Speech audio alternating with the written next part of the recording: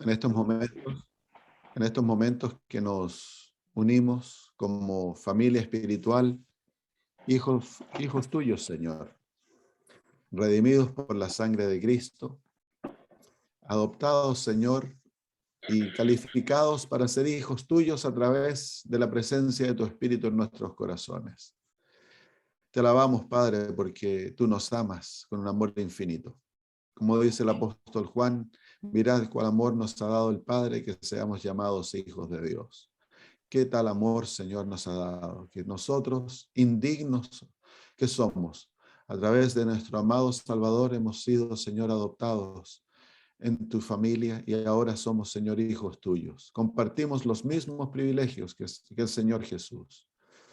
Padre maravilloso, te damos gracias porque tú eres el que nos has dicho que hemos de, Señor, echar todos nuestros pesos sobre ti, porque tú, Señor, cuidas de nosotros. Eres tú el que nos has, Señor, animado a pedir porque nos darás.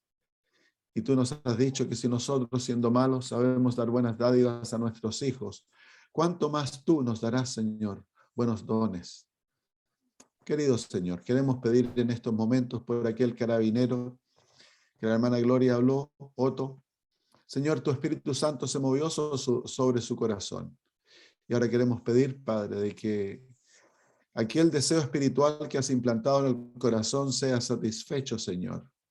Y que este hombre pueda, Señor, llegar a conocerte, amarte, a caminar contigo y pueda, Señor, llegar a ser el líder espiritual de su familia.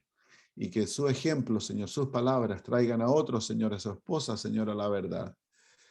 Te damos gracias por ello, Padre. Te pedimos por Lisbeth, también la muchachita, Señor, que compartió el que testificó con la hermana Gloria en el bus y que ahora, Señor, desea conocer la iglesia de la hermana Gloria. Queremos pedir en el nombre de Jesús que le abres al corazón de ella, Lisbeth, Padre, que te acuerdes de ella, que la traigas a ti.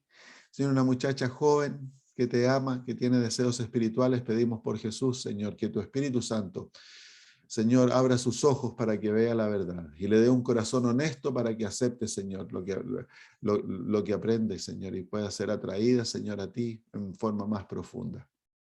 Queremos pedir por estos dos muchachitos, por David y Samuel, que están asistiendo a la iglesia, y te suplicamos, Señor, que tú derrames tu espíritu sobre ellos y que estos muchachos, Señor, maduren en la vida cristiana y que sean fieles a ti, Padre, que te amen, que te sirvan, que puedan, Señor, llegar a ser misioneros por ti, Padre, que su vida esté totalmente dedicada a ti.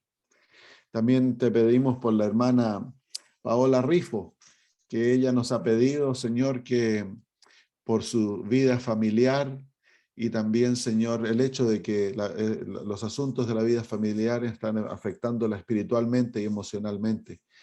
Señor, el enemigo está ensañado, sabe que tiene poco tiempo. Es como un león rugiente, Señor, que anda buscando a quien devorar. Y está tratando de destruir familias. Señor, está tratando de destruirnos a nosotros individualmente. Nos rodea de oscuridad, Señor, y trata del Señor de esconder tu rostro, Señor, de nuestros ojos. Y quiero pedir que llenes a nuestra hermana de fe, que le des la capacidad de elevarse sobre, Señor, los problemas y la oscuridad que la rodea y por fe, Señor, remontarse a las cumbres, Señor, que tú deseas que ella pueda, Señor, vivir y caminar por fe, que pueda, Señor, aferrarse de tu mano y decidir serte fiel y caminar contigo, Señor, a pesar de las circunstancias que confrontas. Te suplicamos que solucione los problemas, Señor, que confronta en su hogar.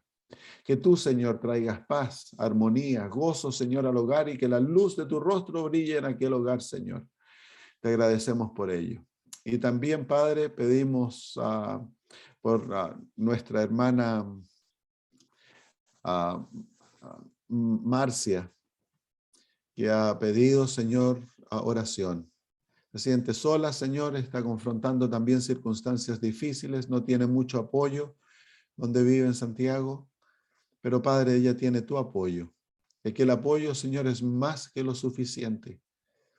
Señor, te suplico que le enseñes a por fe aferrarse de tu brazo, de tus promesas, a no dudar, Señor, a no sentirse sola, a no sentir, Señor, no confiar en sus sentimientos, sino que, Señor, elevarse sobre sus sentimientos y caminar por fe en tus promesas y tener plena seguridad que tú no la abandonas, que tú no la dejas, que todo el mundo puede abandonarla, pero, Señor, tú estarás con ella, Señor, hasta el fin del mundo, como lo has prometido. Dale fortaleza espiritual, dale, Señor, gozo, dale paz. Destruye, Señor, los poderes espirituales que están tratando de desanimarla. Y que ella, Señor, dale el poder para tomar una decisión que va a ser fiel a ti, no importa lo que pase. Y fortalece aquella decisión, Señor, día a día, para que camine contigo y sea, Señor, ella una luz a ellos que se encuentran alrededor de ella. Gracias, Padre. Gracias por escuchar nuestra oración y gracias por enseñarnos esta mañana. Gracias, Padre, por abrir nuestros ojos y ver tu palabra, la profundidad y la hermosura, Señor, de tu palabra. Gracias, Padre, en el nombre de Jesús. Amén. Muy bien. Vamos al libro de Daniel, capítulo 8. Hemos estado ya por algunas semanas contemplando el versículo 14, que es un versículo tan importante, tan fundamental para nosotros como adventistas. Y él dijo hasta 2300 tardes y mañanas. Luego el santuario será purificado. Vimos que esta profecía, la profecía de las 2300 tardes y mañana, incluyendo la profecía del capítulo 9 de las 70 semanas, son una profecía. Estas profecías tienen que ver con el ministerio sacerdotal de Jesús, incluyendo la profecía del capítulo 7 y del capítulo 12. 1260 años, los 1290 años, los 1335 años. Todas estas profecías están asociadas con la profecía principal del capítulo de Daniel, que es de los 2300 años. Y estas profecías están todas asociadas. El propósito es mostrarnos el ministerio sacerdotal de Jesús. La profecía del capítulo 8 nos muestra el servicio diario de Jesús, su servicio de sacrificio y su servicio de intercesión en nuestro favor. Y luego nos lleva hasta el comienzo del servicio anual, que es el juicio, la limpieza del santuario. Nos muestra la profecía de las 70 semanas, el principio de su servicio como sacerdote, al ser lavado su cuerpo en el bautismo de Jesús, al ser ungido con el Espíritu Santo y ser vestido con las vestiduras santas, por la declaración paterna de Dios, al declararlo su Hijo, y luego al vivir un ministerio totalmente santo. Y luego se nos muestra a él sacrificando, ofreciendo su primer sacrificio como sumo sacerdote. Y luego, por supuesto, se nos muestra a Cristo siendo ungido en el cielo por el Espíritu Santo en el libro de Apocalipsis. Y con eso comienza su ministerio en los cielos de intercesión, ofreciendo su incienso, su justicia en nuestro favor en el cielo. Entonces, esto nos muestra la profecía de los 2300 años y eso culmina en el año 1844, el fin de las profecías de los 2300 años, cuando Cristo ahora entra en el lugar santísimo para comenzar la obra de limpieza del santuario, una obra de juicio.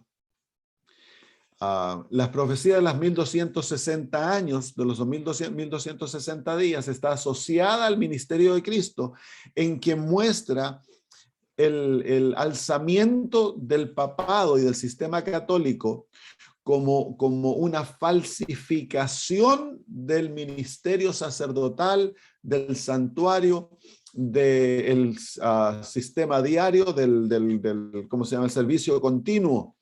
Entonces, eso nos muestra la gran falsificación, por eso está asociado a la profecía de los 2300 años.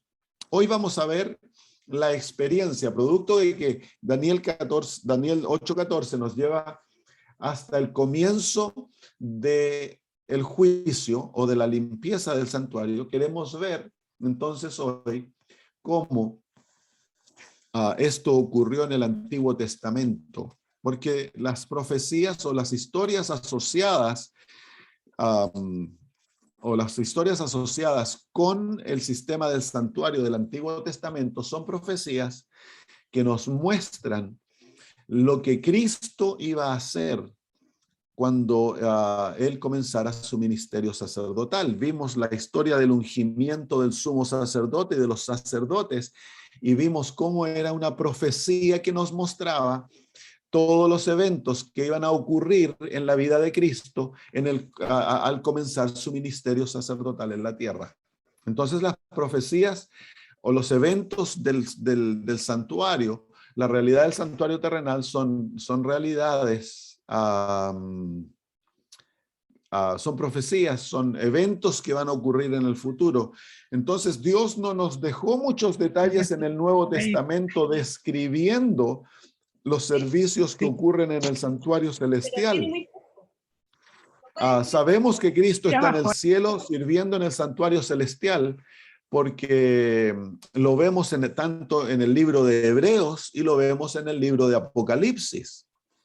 Y vemos que el mismo suceso de eventos que nos muestra el santuario terrenal ocurren en el santuario celestial. Entonces, Dios ha permitido que, Dios desea que nosotros estudiemos el santuario terrenal para comprender lo que ocurre en el santuario celestial. El libro de Hebreos, el capítulo 8, el apóstol Pablo escribiendo o hablándole a los hebreos, porque se cree que el libro de Hebreos fue un sermón que fue tomado notas. Dice en el versículo 5, dice, hablando del sistema terrenal, dice, los cuales sirven a lo que es figura y sombra de las cosas celestiales.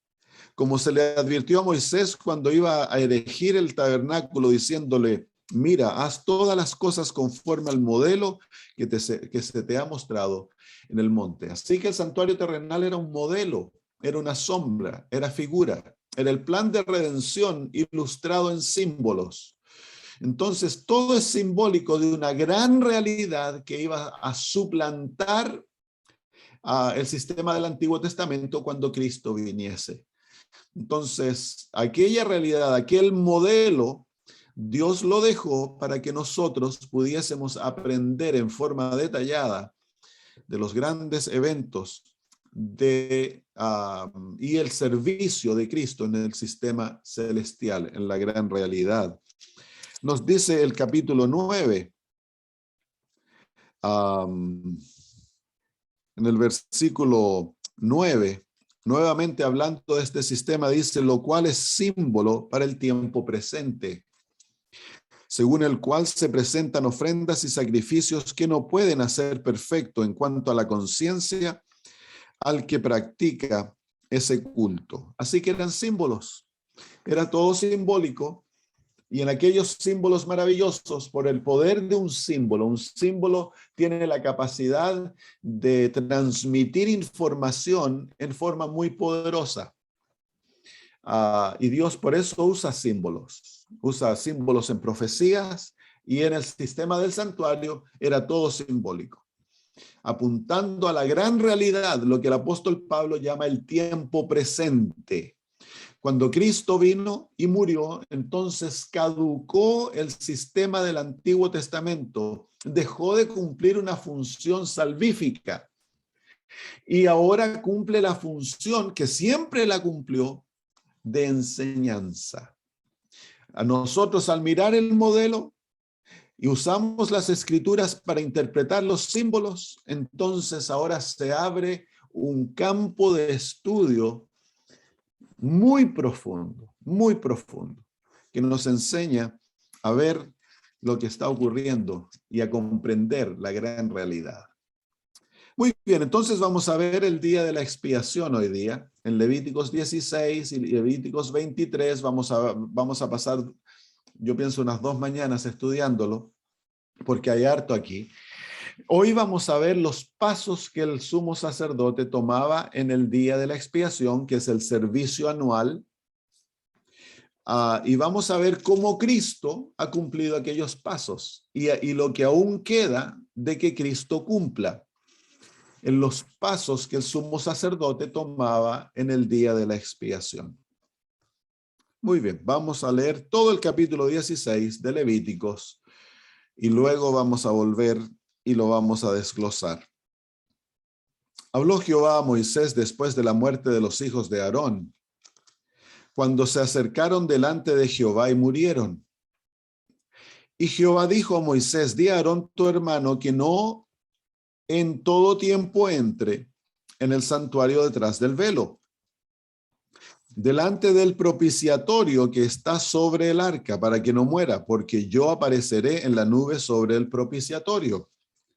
Con esto entrará Aarón en el santuario, con un becerro para expiación y con un carnero para holocausto. Se vestirá la túnica santa de lino y sobre su cuerpo tendrá calzoncillos de lino, y se ceñirá el cinto de lino y con la mitra de lino se cubrirá. Son las santas vestiduras. Con ellas se ha de vestir después de lavar su cuerpo con agua. Y de la congregación de los hijos de Israel tomará 2 machos cabríos para expiación y un carnero para holocausto. Y hará traer Aarón el becerro de la expiación que es suyo, y hará la reconciliación por sí y por su casa.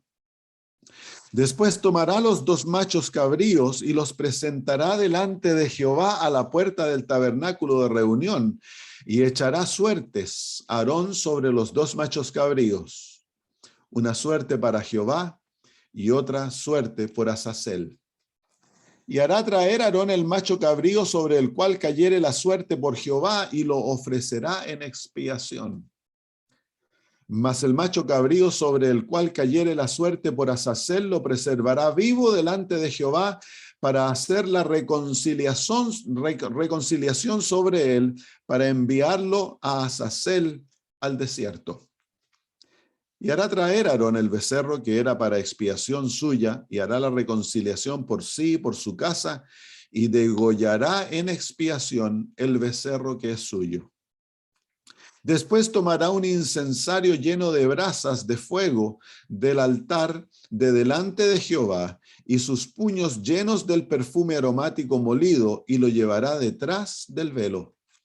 Y pondrá el perfume sobre el fuego delante de Jehová, y la nube del perfume cubrirá el propiciatorio que está sobre el testimonio, para que no muera. Tomará luego de la sangre del becerro y la rociará con su dedo hacia el propiciatorio al lado oriental. Hacia el propiciatorio esparcirá con sus dedos 7 veces de aquella sangre. Después degollará el macho cabrío en expiación por el pecado del pueblo, y llevará la sangre detrás del velo adentro, y hará de la sangre como hizo con la sangre del becerro, y la esparcirá sobre el propiciatorio y delante del propiciatorio. Así purificará el santuario a causa de las impurezas de los hijos de Israel, de sus rebeliones y de todos sus pecados. De la misma manera hará también el tabernáculo de reunión, el cual reside entre ellos en medio de sus impurezas. Y ningún hombre estará en el tabernáculo de reunión cuando él entre a hacer la expiación en el santuario, hasta que él salga y haya hecho la expiación por sí, por su casa y por toda la congregación de Israel. Y saldrá al altar que está delante de Jehová, y lo expiará, y tomará de la sangre del becerro y de la sangre del macho cabrío, y la pondrá sobre los cuernos del altar alrededor. Y esparcirá sobre él de la sangre con su dedo 7 veces, y lo limpiará y lo santificará de las inmundicias de los hijos de Israel. Cuando hubiere acabado de expiar el santuario y el tabernáculo de reunión y el altar, hará traer el macho cabrío vivo. Y pondrá Aarón sus 2 manos sobre la cabeza del macho cabrío vivo, y confesará sobre él todas las iniquidades de los hijos de Israel, todas sus rebeliones y todos sus pecados, poniéndolos así sobre la cabeza del macho cabrío, y lo enviará al desierto por mano de un hombre destinado para esto. Y aquel macho cabrío llevará sobre sí todas las iniquidades de ellos a tierra inhabitada, y dejará ir el macho cabrío por el desierto. Después vendrá Aarón al tabernáculo de reunión y se quitará las vestiduras de lino que había vestido para entrar en el santuario y las pondrá allí. Llevará luego su cuerpo con agua, lavará luego su cuerpo con agua en el lugar del santuario, y después de ponerse sus vestidos saldrá y hará su holocausto y el holocausto del pueblo, y hará la expiación por sí y por el pueblo, y quemará en el altar la grosura del sacrificio por el pecado. El que hubiere llevado el macho cabrío a Azazel lavará sus vestidos, lavará también con agua su cuerpo, y después entrará en el campamento. Y sacarán fuego del campamento, el becerro y el macho cabrío inmolado. Sacarán fuera del campamento el becerro y el macho cabrío inmolados por el pecado, cuya sangre fue llevada al santuario para hacer la expiación, y quemarán en el fuego su piel, su carne y su estiércol. El que los quemará lavará sus vestidos, lavará también su cuerpo con agua, y después podrá entrar en el campamento. Y esto tendréis por estatuto perpetuo. En el mes séptimo, a los 10 días del mes, afligiréis vuestras almas, y ninguna obra haréis, ni el natural ni el extranjero que mora entre vosotros, porque en este día será expiación por vosotros, y seréis limpios de todos vuestros pecados delante de Jehová. Día de reposo es para vosotros, y afligiréis vuestras almas, es estatuto perpetuo. Hará la expiación el sacerdote que fuere ungido y consagrado para ser sacerdote en lugar de su padre, y se vestirá las vestiduras de lino y las vestiduras sagradas, y hará la expiación por el santuario santo y el tabernáculo de reunión, y también hará expiación por el altar, por los sacerdotes y por todo el pueblo de la congregación. Y esto tendréis como estatuto perpetuo, para hacer expiación una vez al año por todos los pecados de Israel. Y Moisés lo hizo como Jehová le mandó. Muy bien. Entonces aquí tenemos una profecía que en forma detallada nos muestra todo el plan de la redención en la luz del día de la expiación. Nosotros vimos en nuestro programa anterior el plan de la redención en la luz del servicio diario, cómo el sacerdote se preparó para comenzar su servicio diario. Ahora vamos a ver cómo el sumo sacerdote se prepara para comenzar el día de la expiación. Y luego, ¿qué es lo que hace en el día de la expiación? En el Antiguo Testamento, en el servicio anual, el día de la expiación era un día. Pero en la profecía, en la descripción de este día de la expiación, se nos muestra nuevamente una vislumbre de todo el ministerio de Jesús, desde su bautismo hasta el fin del milenio. Esta es la profecía más abarcante de las Sagradas Escrituras. Paso a paso se nos va mostrando cómo lo que Jesús va a hacer para prepararse para el gran día de la expiación, cuando Él entre al lugar santísimo para expiar nuestros pecados en una obra de juicio. Es una profecía muy, muy bonita, dada en forma de tipos, símbolos. Vamos entonces. Capítulo 16, versículo 1. Habló Jehová a Moisés después de la muerte de los hijos de Aarón, cuando se acercaron delante de Jehová y murieron. La historia es de Nadab y Abihu, que se emborracharon y luego tomaron fuego común de una fogata, seguramente que tenían ellos en el atrio del templo, y fueron al lugar santo a ofrecer incienso, y entonces salió fuego de la presencia de Dios y los consumió, porque la orden de Dios era que el fuego debía ser fuego santo, el fuego que había caído del cielo y había consumido el sacrificio, cuando este fue dedicado, el templo fue dedicado, era el fuego que debía usarse. No debía usarse ningún otro fuego. Pero como estaban ebrios, confundieron lo santo con lo común y les costó la vida. Versículo 2. Y Jehová dijo a Moisés: di a Aarón tu hermano que no en todo tiempo entre al santuario detrás del velo. Aquí estamos hablando del lugar santísimo, delante del propiciatorio. Entonces, claramente esta frase detrás del velo, aquí en este versículo, se refiere a detrás del lugar santo, el velo que divide entre el lugar santo y el lugar santísimo. Dice, delante del propiciatorio que está sobre el arca, para que no muera, porque yo apareceré en la nube sobre el propiciatorio. El propiciatorio es la tabla, o es la cubierta, la tapa que cubre el arca. El propiciatorio, o originalmente, o literalmente, el asiento de la misericordia. Esa era la manera que se llamaba aquella tapa, el asiento de la misericordia. Así que el trono de Dios, en forma maravillosa, une la justicia, porque la ley de Dios se encuentra en el trono, y la misericordia. Y aquel propiciatorio, aquella cubierta, representa a Cristo Jesús, que es la razón por la cual Dios puede darnos misericordia a pesar de que la ley es justicia. Dice, con esto entrará Aarón en el santuario, con un becerro para expiación y un carnero para holocausto.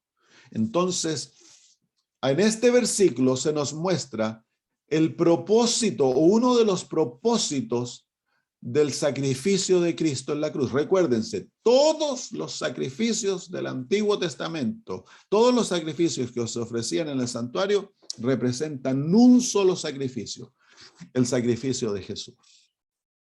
Entonces, el propósito, uno de los propósitos del sacrificio de Cristo en la cruz, era proveer la sangre necesaria, el sacrificio necesario, para que Cristo pudiese entrar y representarnos cuando comenzase en el año 1844 el día de la expiación.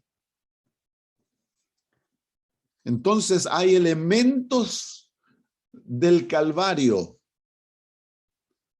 que son reflectivos, que reflejan juicio, porque recordémonos que el Calvario no tan solo provee los sacrificios, el sacrificio necesario para el servicio continuo, sino que también provee el sacrificio necesario para el servicio anual, que es ¿cómo se llama? El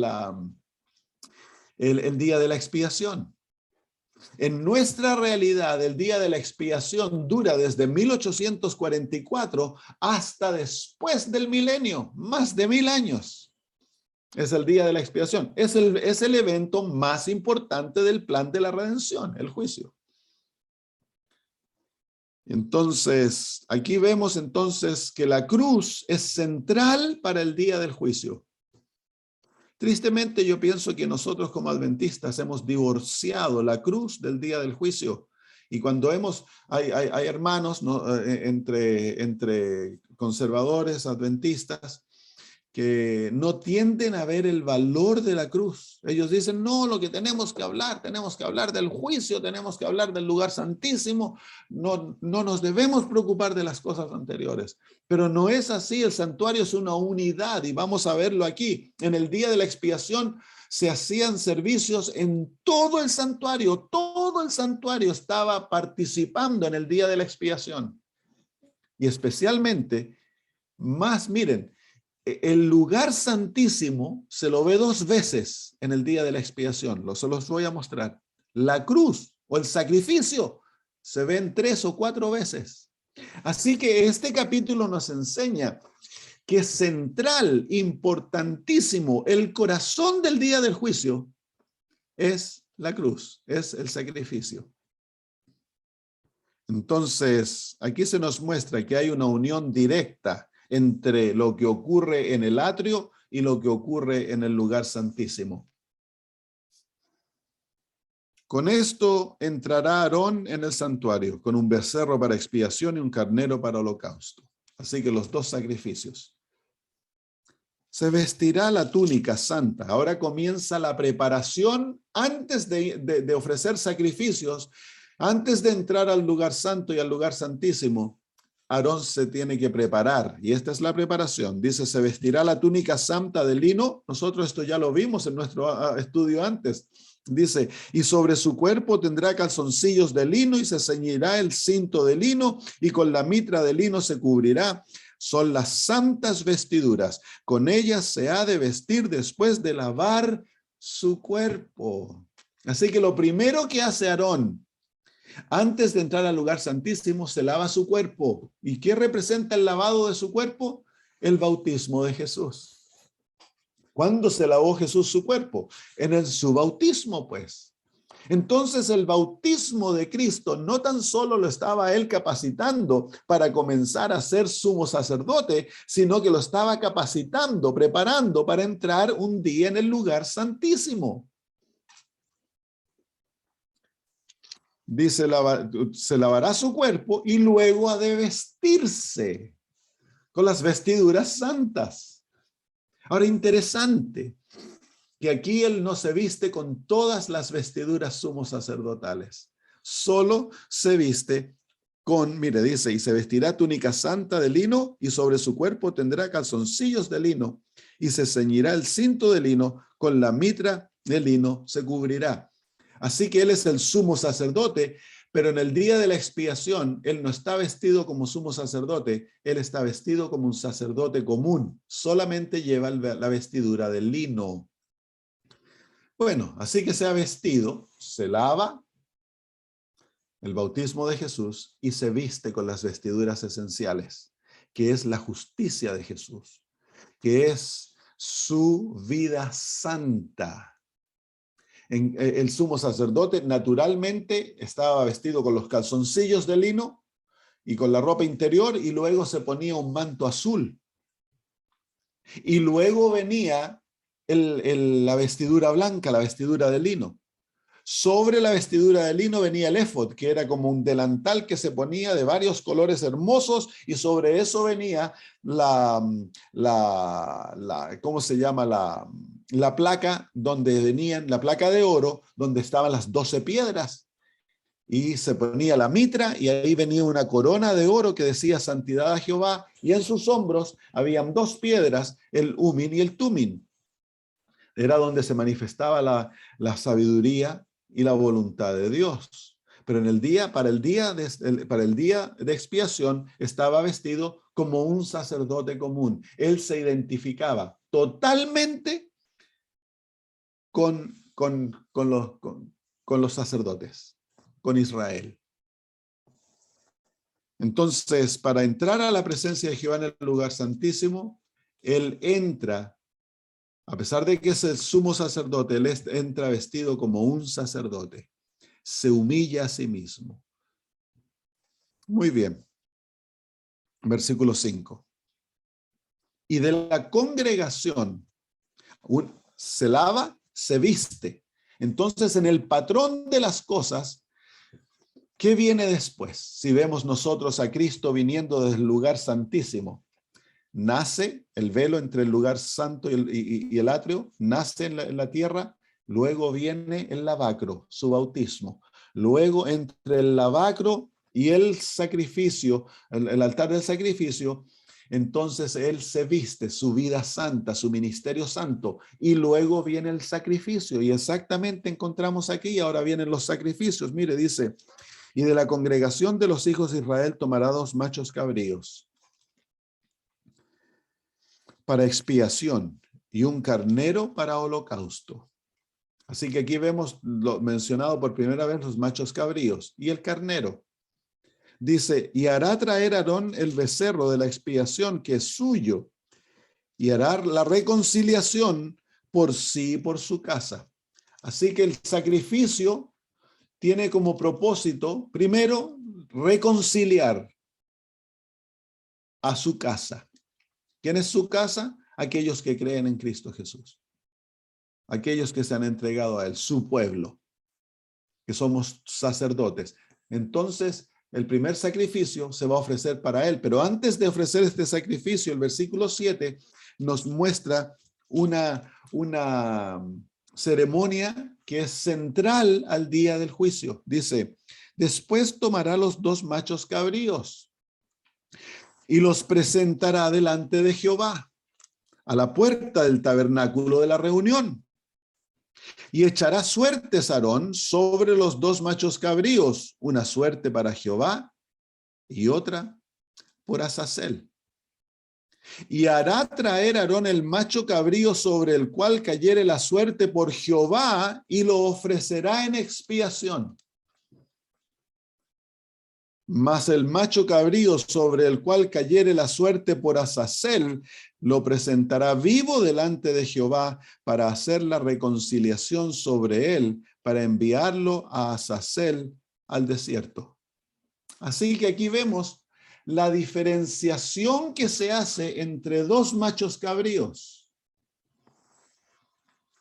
Es interesante, miren la orden, hay bautismo.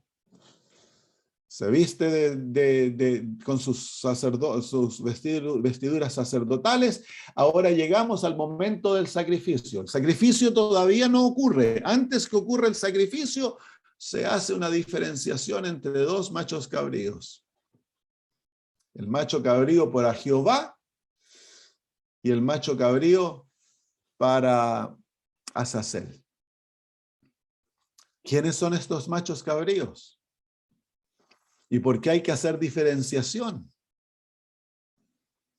Bueno, uno de los machos cabríos es sacrificado. Entonces ya sabemos que ese macho cabrío representa a Jesús. Porque todo sacrificio representa el sacrificio de Cristo. Así que ya ese misterio se soluciona. Uno de los machos cabríos representa a Jesús. El otro macho cabrío, ¿a quién representa? ¿Y por qué es que al tiempo de la cruz se hace diferenciación entre estos 2 machos cabríos? Se hace diferenciación entre Jesús y ¿quién? En la cruz, ¿qué diferenciación se hizo? Entre Cristo y Satanás. Fue en la cruz en la cual el universo hizo juicio. Hasta ese momento se le había permitido a Satanás ser el representante de la tierra y podía entrar al cielo. Un día vinieron los hijos de Jehová, ¿se acuerdan ustedes en Job capítulo 1? Y entre ellos vino Satanás. Y Dios le pregunta, ¿de dónde vienes? Y él le dice, de merodear la tierra y andar por ella. La tierra es mía, yo hago lo que me quiero y hago en la tierra. ¿Por qué se le permitía a Satanás tener acceso al cielo? Porque, bueno, 2 cosas. 1, el universo no había juzgado todavía, estaban viendo la evidencia. Y 2, el mundo le había entregado el dominio a Satanás de este planeta. Entonces es la cruz que finaliza los sentimientos de simpatía que el universo aún tenía hacia Lucifer. Por eso se echan lote. Es un acto de juicio. En la cruz ocurrió un juicio y es el juicio entre Cristo y Satanás. El universo juzgó que ya no querían más al enemigo al ver su carácter, al juzgar 4000 años de acción en este mundo y al ver cómo trata a Cristo en la cruz, su deseo de destrucción de Dios. Entonces el universo cierra las puertas para Satanás. Jesús dijo, yo vi a Satanás caer del cielo como un rayo. ¿Se acuerdan? Juicio se obró. Se llevó a cabo en la cruz. En la cruz hubo un juicio y fue el juicio entre Cristo y Satanás. Entonces, cuando el juicio cae, a Cristo se le permite morir. Él muere por nosotros. Y se mantiene vivo a Satanás. A Satanás no se lo destruye. El juicio de la cruz no es un juicio ejecutivo, es un juicio decisivo. El juicio en la cruz es un juicio que da una decisión, y la decisión es que a Satanás se lo eche del cielo. Ya no se le permite más entrar al cielo. Es ahí que en Apocalipsis 12 se dice, ay, vosotros moradores de la tierra y del mar, porque Satanás ha venido a vosotros trayendo, no sabiendo que tiene poco tiempo, teniendo gran ira. Esa es la última vez que se echó a Satanás del cielo. Se lo había echado anteriormente, ganó acceso nuevamente, producto que Adán le dio su posición y luego se lo echa nuevamente del cielo. Cuando se hace juicio, se echan lotes. Entonces ahí tenemos esa gran ceremonia que diferenció entre Cristo y Satanás. Satanás quería tomar el lugar de Jesús. Es por eso que se compara a los dos como machos cabríos. Él deseaba tener el poder, la autoridad y la posición de Cristo en el cielo. Él odiaba a Jesús. Por eso es cuando vino a la tierra, si eres el Hijo de Dios, si eres el Hijo de Dios, si eres el Hijo de Dios. Y el universo, contemplando todo esto, tenía que dar juicio. Dios no es un Dios arbitrario que obre de acuerdo a su propia opinión. Dios permite que el universo juzgue y que el universo le dé autoridad para obrar. Como el universo hasta ese punto estaba confundido y no tenía la clarificación para poder juzgar, Dios le dio tiempo, 4000 años, para que vieran el verdadero carácter satánico. Y en la cruz quedó clarificado para el universo aquello. Entonces echaron a Satanás del cielo, cayó como un rayo del cielo, perdió su acceso al cielo. Ahora Jesús es el que nos representa ante el Padre como nuestra cabeza. Entonces a él se le permite vivir, pues por eso que Satanás no ha sido destruido, porque dice el versículo 10, mas al macho cabrío sobre el cual cayere la suerte por Azazel. Lo presentará vivo delante de Jehová para hacer la reconciliación sobre él. Así que este juicio, este macho cabrío va a cumplir una labor esencial al fin del juicio. Así que aquí quiero que ustedes vean claramente que hay una relación directa entre la cruz y el día del juicio. La cruz está asociada al juicio en el hecho de que ocurren los sacrificios esenciales o el sacrificio esencial que permite a Cristo representarnos ante el Padre y ofrecer su sangre en nuestro favor en el lugar santísimo. Pero también en la cruz ocurrió juicio que la asocia directamente al día del juicio. En otras palabras, a pesar de que hay, ¿cómo se llama?, casi 1800 años de separación entre la cruz y el juicio, cuando comenzase en el año 1844, en el plan de la redención se lo ve como un evento. Para Dios, 1000 años son como un día. No hemos de divorciar la cruz del juicio. La cruz es absolutamente central a lo que ocurre en el juicio. Si Jesús no hubiese obtenido la victoria que obtuvo en la cruz, entonces no podría haber habido juicio. La cruz es lo que provee todo lo que necesitamos para el juicio. Muy bien, sigamos. Versículo 11. Así que se lo va a dejar al macho cabrío que vive, se lo deja para que luego los pecados de Israel sean puestos sobre él. Y se lo envía a un lugar asolado, pero eso lo vemos después. Versículo 11. Y hará traer a Aarón el becerro que era para expiación suya y para la reconciliación por sí y por su casa, y degollará en expiación el becerro que es suyo. Así que aquí vemos el primer sacrificio. El becerro es degollado. Entonces aquí vemos la muerte de Jesús. Pero miren ustedes que el sumo sacerdote y el sacrificio representan a Cristo. Así que Cristo está ofreciéndose a sí mismo como el gran sacrificio en nuestro favor. Y dice, versículo 12, después tomará un incensario. ¿Quién toma el incensario? El sumo sacerdote. Pero aquí en forma indirecta se nos muestra tanto la muerte como la resurrección de Jesús.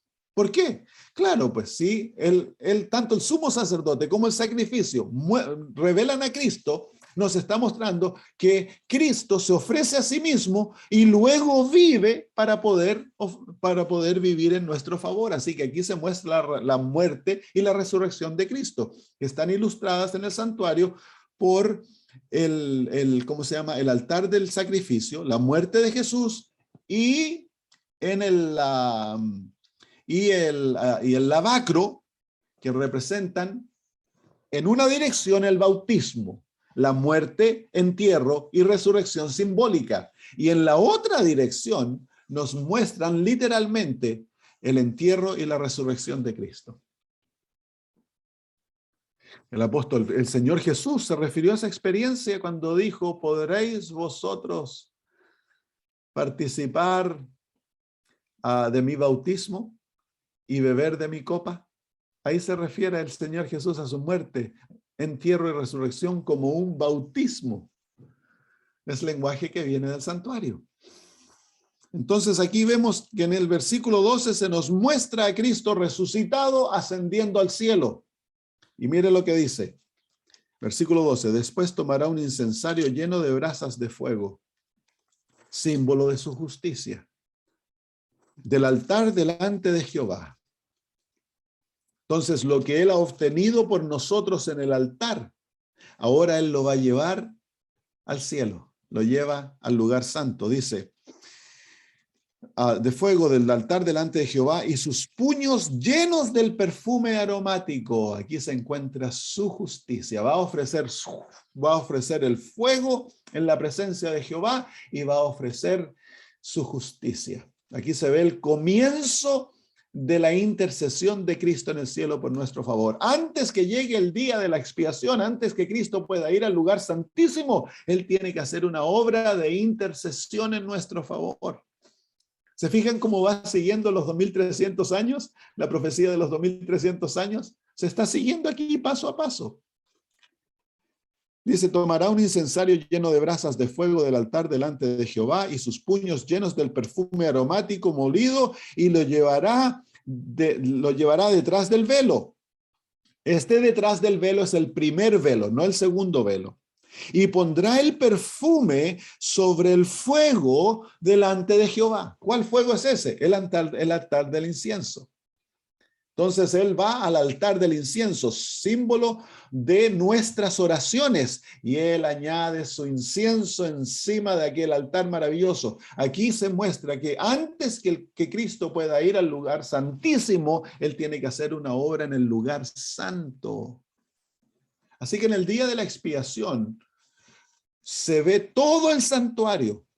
Hay una obra en el atrio, hay una obra en el lugar santo y luego se entra al lugar santísimo. El foco del día de la expiación es el lugar santísimo. Ahí es donde se hace la obra mayor, pero se nos está mostrando los pasos que el sumo sacerdote toma antes de entrar al lugar santísimo. Muy bien. Dice, y lo llevará delante del velo, detrás del velo, y pondrá el perfume, versículo 13, sobre el fuego delante de Jehová, y la nube del perfume cubrirá el propiciatorio que está sobre el testimonio, para que no muera. Así que lo que permite que el sumo sacerdote ministre en nosotros es aquel maravilloso incienso, símbolo de la justicia de Cristo, de su carácter maravilloso. Es aquella misma justicia que Él nos otorga en la tierra y que nos hace aceptos ante Jehová. Es aquella justicia que Él está ofreciendo en el cielo ante su Padre. Versículo 14. Tomará luego de la sangre del becerro, ahora va hasta el lugar santísimo, y la rociará con su dedo hacia el propiciatorio al lado oriental, hacia el propiciatorio, esparcirá con su dedo 7 veces de aquella sangre. Así que aquí lo vemos entrando finalmente, luego de una obra en el lugar santo, entra al lugar santísimo a ofrecer sangre del sacrificio. Y miren, nuevamente ahora va a venir, se nos va a mostrar el altar del sacrificio, versículo 15. Después degollará el macho cabrío, así que tiene que salir.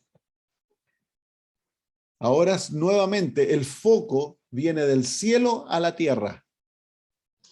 Dice, después degollará el macho cabrío en expiación por el pecado del pueblo. Así que los sacrificios del día de expiación tenían dos propósitos. Era sacrificio para reconciliación y sacrificio para expiación. Las dos cosas que ocurrieron en el santuario. Las dos cosas que ocurrieron en el Calvario. El apóstol Pablo dice que gracias a la muerte de Jesús hemos sido reconciliados. Y la muerte de Cristo expía nuestros pecados, es el pago para nuestros pecados. Entonces dice, después degollará el macho cabrío en expiación por el pecado del pueblo y llevará la sangre detrás del velo adentro, y hará de la sangre como hizo con la sangre del becerro, y la esparcirá sobre el propiciatorio y delante del propiciatorio. Aquí se fijan ustedes que en este sacrificio el sumo sacerdote no hace una obra en el lugar santo, se va directo al lugar santísimo. Entonces aquí estamos en el año 1844. En el primer sacrificio se nos muestra la obra paulatina que toma desde el sacrificio hasta llegar al lugar santísimo. Aquí en el segundo sacrificio se nos muestra la obra directamente yendo del atrio al lugar santísimo. ¿Pero se ofreció algún sacrificio en el año 1844? No. El sacrificio, todo ocurre en el año 31 cuando Cristo muere. Pero entonces, ¿qué se nos está indicando? Es que en el año 1844 iba a haber un gran reavivamiento donde se iba a exaltar a Cristo como nuestro Salvador. Y cada vez que se ve el atrio o un sacrificio, luego de aquel primer sacrificio, es simplemente mostrándonos que Dios, antes de que Cristo se mueva del lugar, va a traer un gran reavivamiento, trayendo la mente de los seres humanos al sacrificio de Cristo y a su obra en nuestro favor. Entonces aquí nos encontramos en el versículo 17, versículo 16, nos encontramos en el año 1844, el versículo 15, el comienzo, el gran reavivamiento de los mileritas en el año 1833 al año 1844, aquel gran reavivamiento que llevó a millares a entregar sus vidas a Jesús. Fue el reavivamiento más grande que ha ocurrido en la historia de este mundo. No ha habido otro reavivamiento que haya sobrepasado aquel reavivamiento. No ha habido muchos reavivamientos, pero este reavivamiento sobrepujó todos los otros reavivamientos. Tristemente, en el mundo cristiano no se lo reconoce, porque los cristianos, los protestantes, creen de que fue un reavivamiento espurio, porque Cristo no vino. Pero fue un reavivamiento mundial. Llegó a todas partes del mundo. Ustedes lean en el conflicto de los siglos. Trajo una exuberancia del conocimiento bíblico y del deseo de prepararse para encontrarse con Jesús. Muy bien. Entonces, luego del reavivamiento, luego de que se exalta a Cristo como nuestro Salvador, ahora entonces Él va directamente al lugar santísimo. Se unen los dos eventos del becerro y el carnero. Ahora Cristo está en el lugar santísimo. ¿Para qué está en el lugar santísimo? Está haciendo una obra de limpieza. Y miren, dice versículo 17, ningún hombre estará en el tabernáculo de reunión cuando él entre. No hay hombres, lo vemos en Daniel 7. ¿Se acuerdan cuando estudiamos Daniel 7? Que en la primera fase del juicio no hay hombres en el cielo. No hay hombres en el cielo. Es solamente los ángeles, Dios el Padre y los representantes del universo. y nuestro Señor Jesús. Él se encuentra ahí como nuestro representante. Él es el sumo sacerdote, hijo de la raza humana, que se encuentra ahí ante el Padre. Él ha venido ahora ante el Padre. ¿Se acuerdan en Daniel 7? Se lo ve viniendo en una nube ante el Padre. Bueno, aquí los símbolos se reúnen. Versículo 17. Ningún hombre estará en el tabernáculo de reunión cuando él entre a hacer la expiación en el santuario, hasta que él salga y haya hecho la expiación por sí, por su casa y por toda la congregación de Israel. Y saldrá al altar. Miren, ahora nuevamente se ve el altar del sacrificio. Pero esto es al fin de la expiación en el lugar santísimo, de la primera parte del juicio. Dice, y saldrá al altar que está delante de Jehová y lo expiará. Y tomará de la sangre del becerro y de la sangre del macho cabrío y lo pondrá sobre los cuernos del altar alrededor. Así que miren, hay una obra paulatina. Él con la sangre del segundo sacrificio entra hasta el lugar santísimo y derrama sangre sobre el propiciatorio, sale al lugar santo y también hace una obra con la sangre y ahora viene al atrio.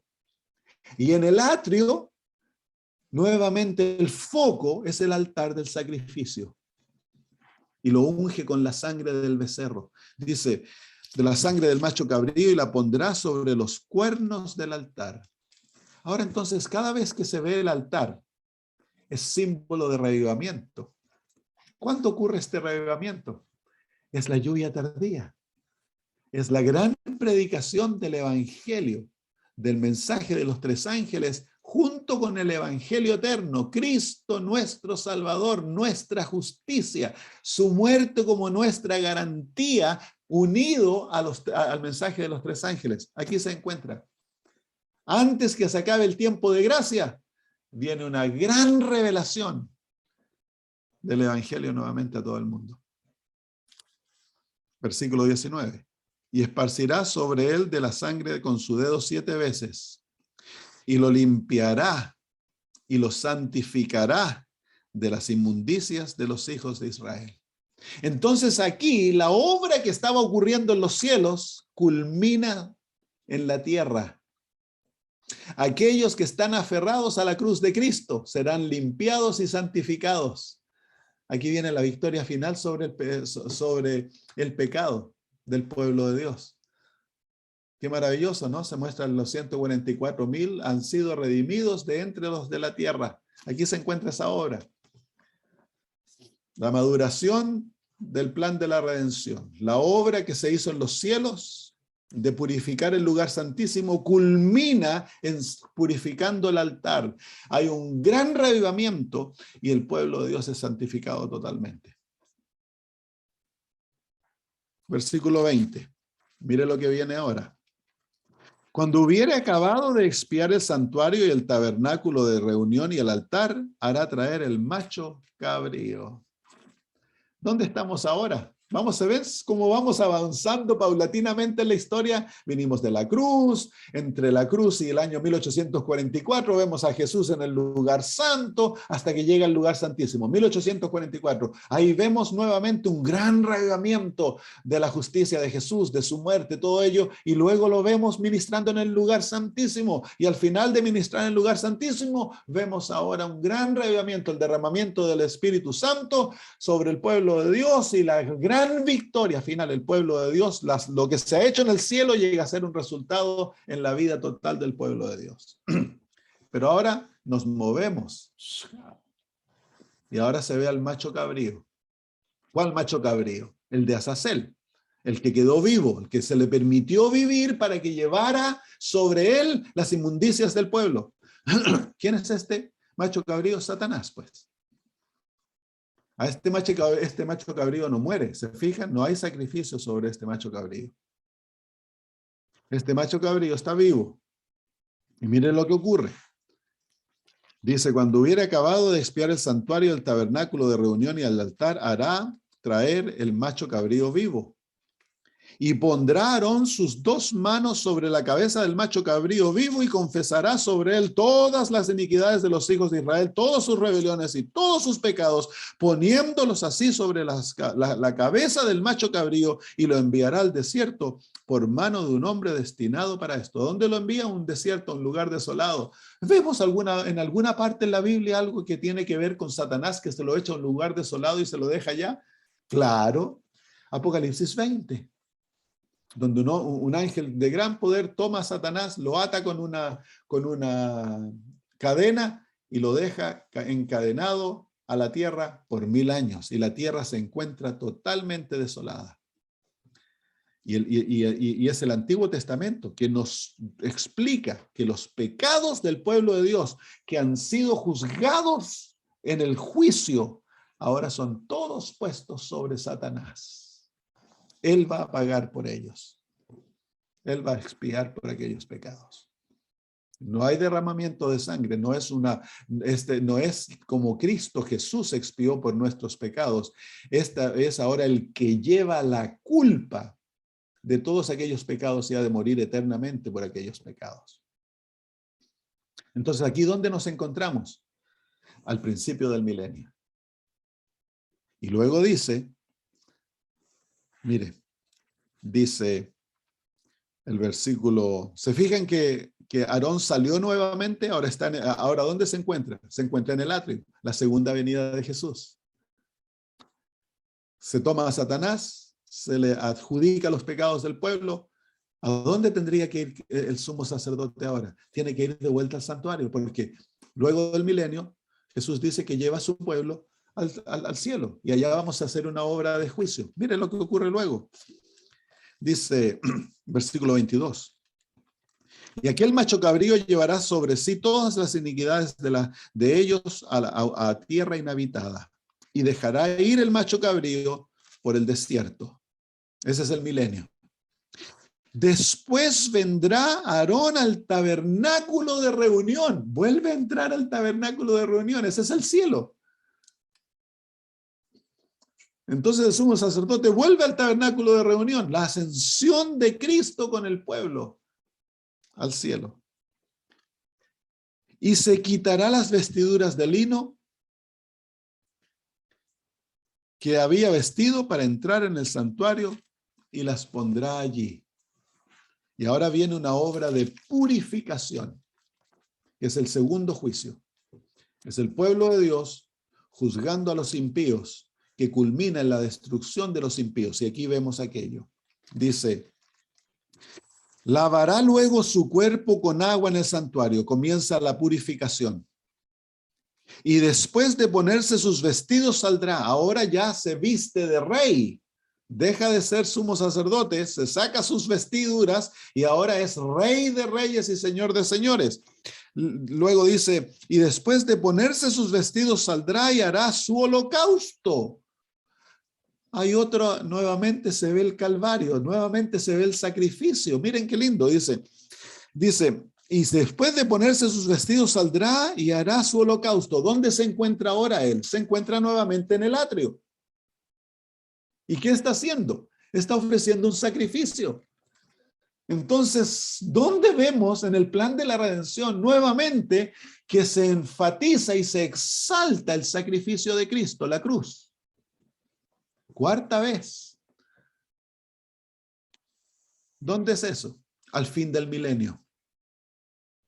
Y para encontrar aquello, hemos nosotros de ver Apocalipsis 21 y el último capítulo del conflicto de los siglos. Dice la hermana de White, cuando desciende la Jerusalén celestial,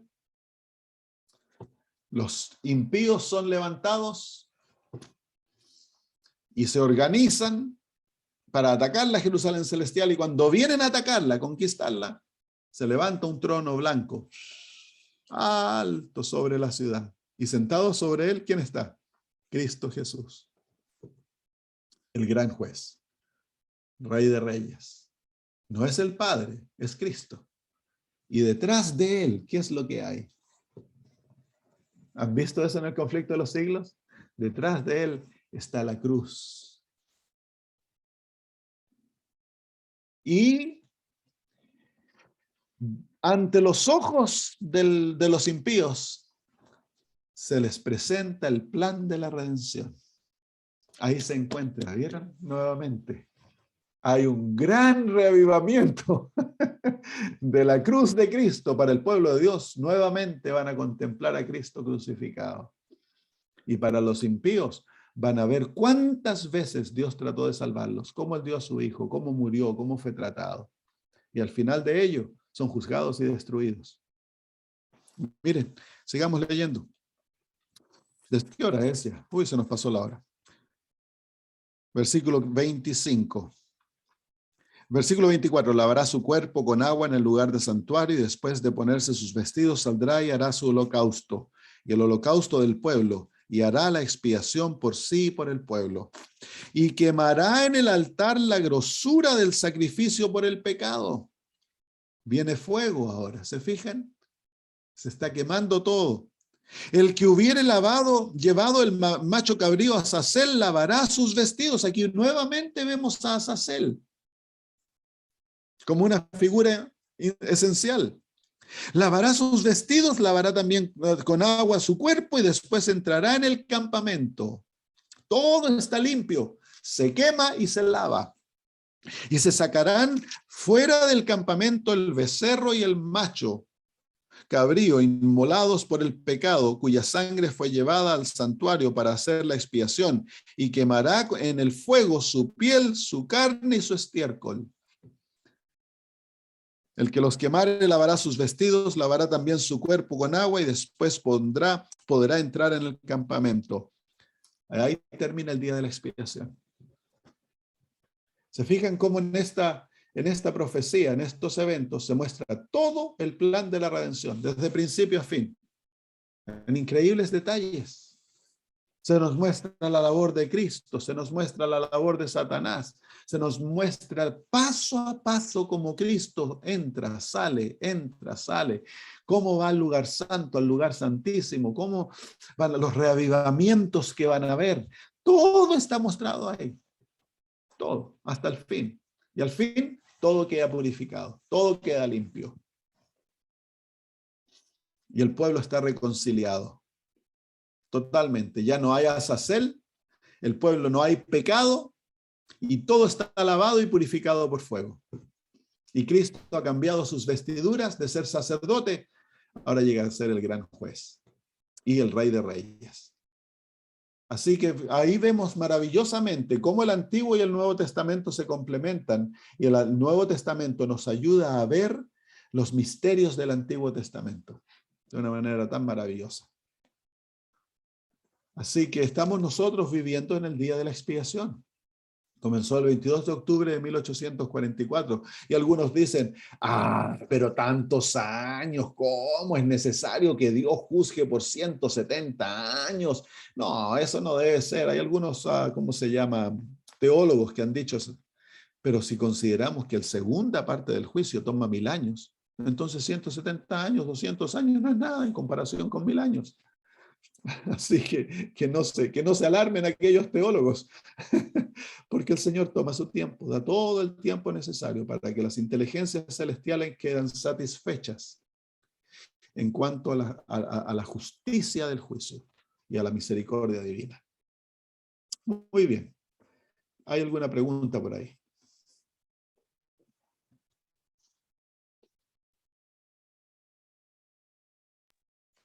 Yo tengo una. Ya, Claudia.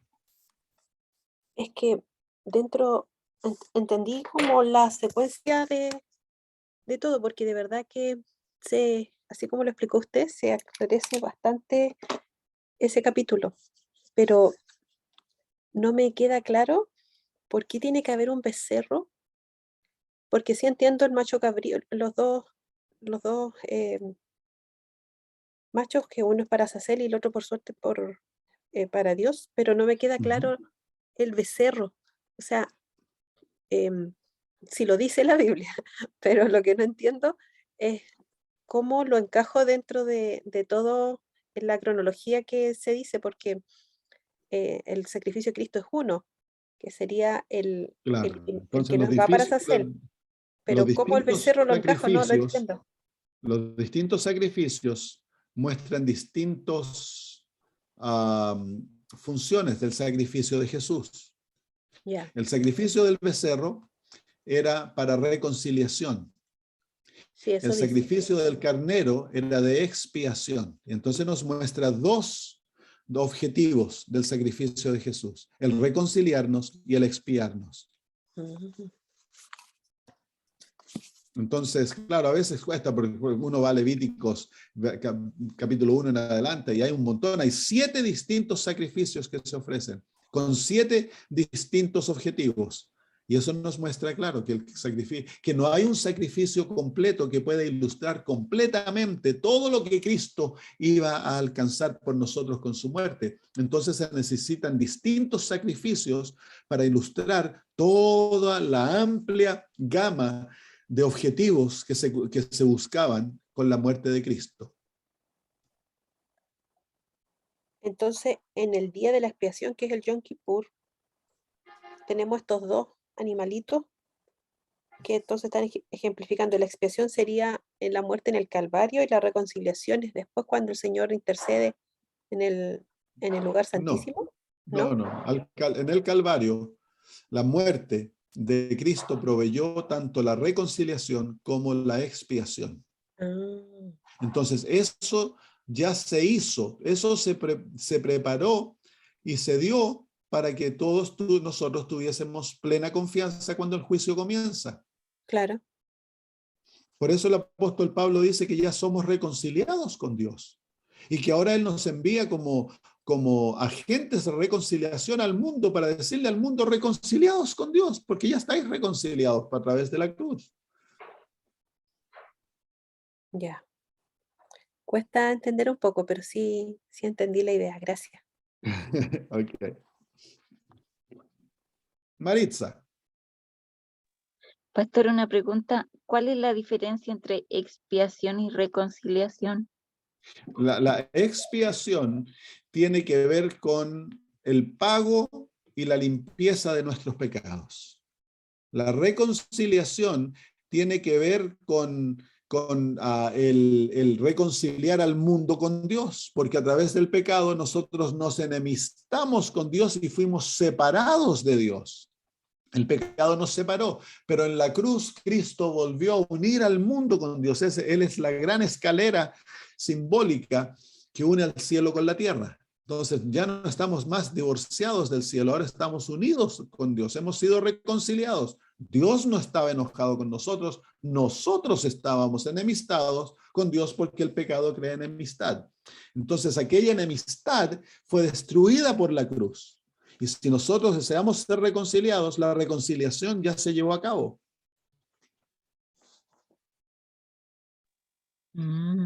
Podría pensar algo así como, por ejemplo, el hijo pródigo que primero tuvo que lavarse, limpiarse, arrepentirse y después ir a abrazar a su padre. Bueno, el hijo pródigo viene de su padre no lavado ni limpiado. Él viene a su padre sucio y es el padre que lo limpia y lo viste y luego van a comer juntos del sacrificio. El padre ya tenía aquel corderito, aquel becerro gordo listo para cuando viniera su hijo. Entonces eso nos muestra cuando nosotros volvemos ante el Padre, venimos sucios, venimos indignos, pero Dios ya ha proveído todo lo necesario para que nosotros podamos ser reconciliados con Él. Y en el sentido universal, nuestra reconciliación ya se llevó a cabo, el pago de nuestros pecados ya se llevó a cabo. Cristo pagó por todos tus pecados 2000 años atrás, cuando Él murió. Esa es la expiación. Y ya Cristo te reconcilió al Padre en Él. Cuando Cristo tomó la naturaleza humana y la unió a la naturaleza divina, la reconciliación se llevó a cabo al morir. Quedó perfectamente la reconciliación. Ahora nosotros los seres humanos hemos de responder y desear ser reconciliados aferrándonos al sacrificio y el ministerio de nuestro Señor Jesús, haciéndolo a Él nuestro todo. Cuando tú piensas que todos tus pecados fueron pagados antes que tú nacieses, todos, Cristo Jesús ya pagó por todos aquellos pecados. Derramó su sangre y todos tus pecados, todas tus deudas con Dios quedaron saldadas 2000 años atrás. Trae paz al corazón de saber que, wow. Amén. Yo ya Es que uno yo- piensa como reconciliación, como cuando está enojado con alguien. Entonces, ahí como que se claro, amista de nuevo. es que nosotros estábamos enojados con Dios, no Dios con nosotros. Entonces Cristo Jesús, al tomar sobre nosotros, sobre sí la naturaleza humana, la reconcilió con Dios, la unió nuevamente, porque nosotros nos separamos de Dios en Cristo Jesús. Todos nosotros hemos sido unidos a Dios. Ya no hay enemistad. La enemistad ahora es personal. Si permitimos que el odio que el pecado tiene hacia Dios se manifieste en nosotros, ahora nosotros escogemos seguir siendo separados de Dios. Dios no puede forzarte ahora a lo que ocurrió en forma universal, que llegue así, se aplique a ti en forma personal. Pero si tú deseas ser reconciliado, ya estás reconciliado con Dios. Solamente entra en aquella realidad que ya ha sido proveída para ti por Cristo Jesús. Es lo mismo el perdón de los pecados. Si tú deseas ser perdonada, entra en la realidad que Cristo ya te proveyó, tus pecados ya han sido todos perdonados. Entonces ahora aférrate a través del arrepentimiento y la confesión, deja tus pecados a los pies de Cristo y ten plena confianza que ya has sido perdonada.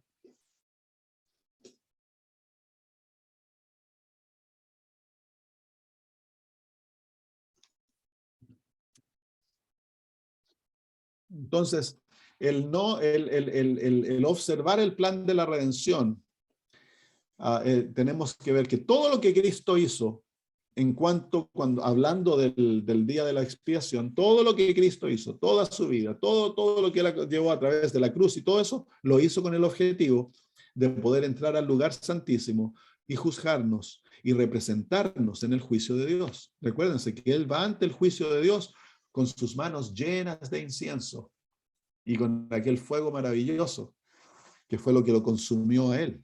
Entonces es la garantía de nuestra salvación. Si tú y yo caminamos con Cristo, vamos a ser absolvidos en el juicio, porque Él te está representando ante el Padre.